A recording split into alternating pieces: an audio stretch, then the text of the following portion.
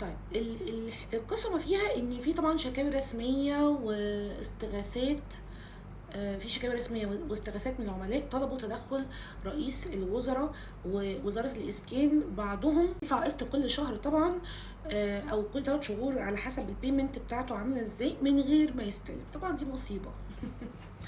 دي مصيبة، كارثة. ليه بقى؟ لان هو يا حرام مش مستفاد اي حاجة، لا هو عارف يسكن في المكان، ولا هو عارف يعمل اعادة بيع، ولا هو عارف يأجر. فهنا يا حرام فلوسه فعلا بقت زيرو استثمار، مفيش استثمار. عشان كده احنا دايما بنقول يا جماعة مش كل حاجة الايجنت البروكر، صدقوني مش شرط رينا، ممكن اي بروكر تاني بيكون عارف كل حاجه، عارف مين اللي بيسلم مين ما بيسلم، عقاريين اللي مش بيسلموا. ف يعني خلي بالكم، خلي بالكم، عشان بتفضلوا سنين تدفعوا اقساط، سنين كتير. طيب المهم، المشروع مهدد بالسحب مع الاسف الشديد.